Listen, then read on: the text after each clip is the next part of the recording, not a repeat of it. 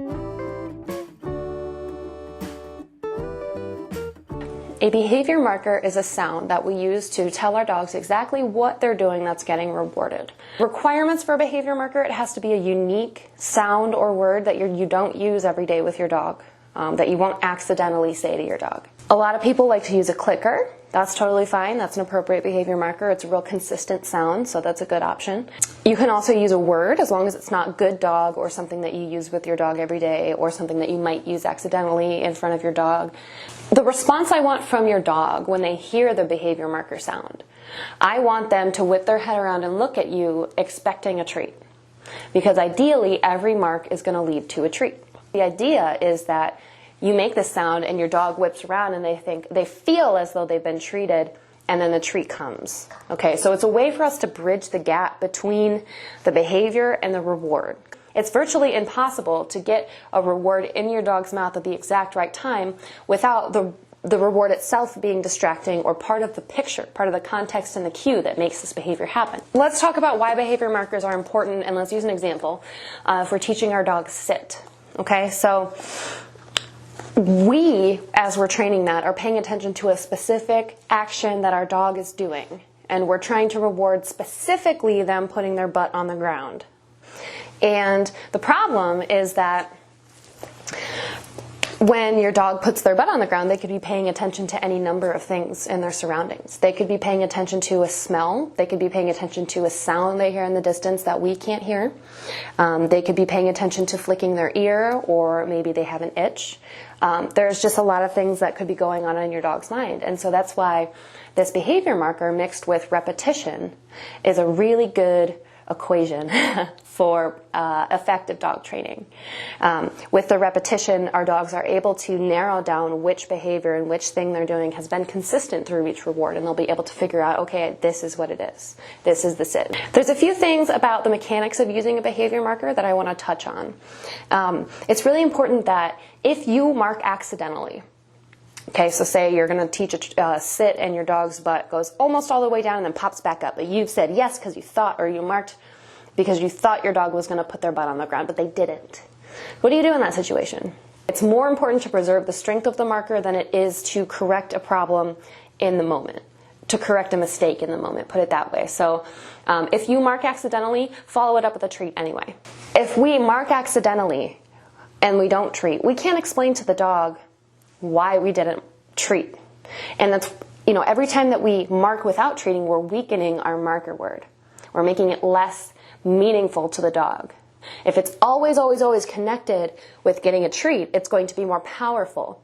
Whereas if sometimes it's you get a treat and sometimes you don't, and it's not, any fault of your own, that's confusing, and that's going to decrease the power of our marker word. And it's more important to preserve the power and the strength of that marker word, because we use this marker for training across the board, and we're going to use this for the rest of your dog's life to help teach them new things. So, if you make a mistake in the moment, it can essentially be overridden with a couple of repetitions of correct marking and correct response to a cue or whatever you're trying to do. It can be kind of a mistake on your part can kind of be overridden in that way. The consistency of the sound of the marker is going to have an impact on how effective the marker is overall.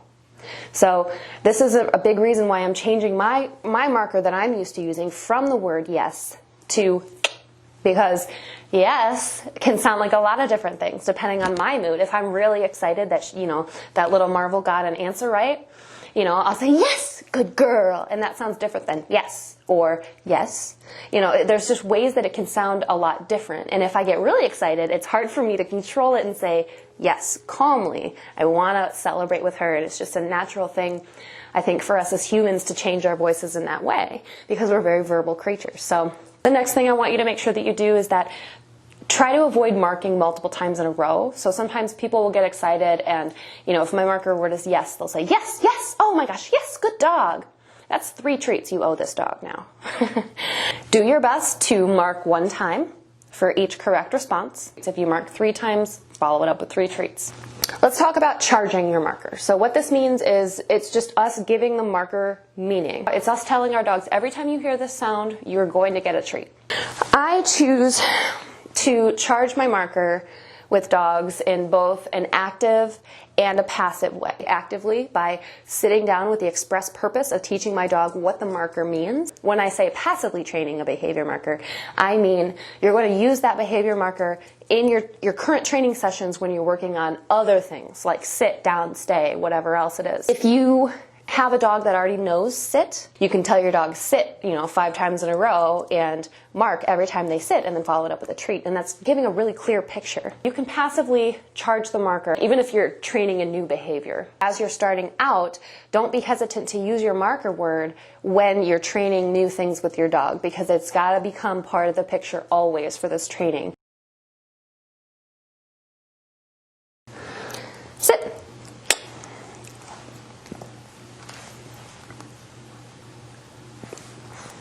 Sit. Good girl. Marble, who's a good girl? Sit. Good. Good job. Get it? Sit. Good. Good job. Sit. Good. Good girl.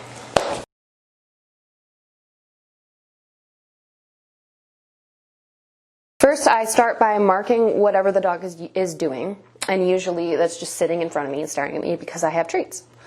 After a few times doing that, my best method, usually I toss a treat away and then tell them to go get it, and they go get it, and I pick a behavior to look for when they're on their way back to me. Choose things like, picking up a paw, or looking away from you, or noticing a sound, or moving away from you or towards you. Maybe if they choose to sit or lay down, you pick that once or twice. Any, benign behavior that your dog is doing. When you're doing these active marker charging sessions, your dog is going to try a lot of different things to guess the right answer, to prompt the marker and the treat. But since there's no right answer for your dog to guess, you'll be choosing actions at random to mark and reward.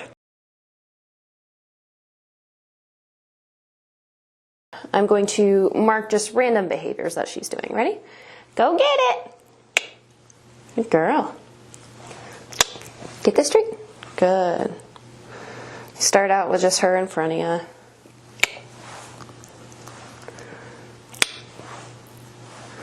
Good girl. Get it. Good. Good job. Get it. Go get that.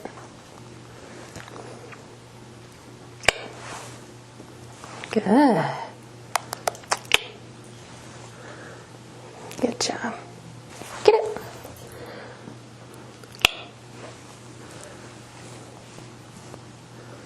Get it. Here we go. Thanks for watching. If you learned something, make sure to follow me on social media. Facebook, The Pals K9 Academy, Twitter, The Pals Academy, Instagram, The Pals Academy, and my website is www.palsk9academy.com.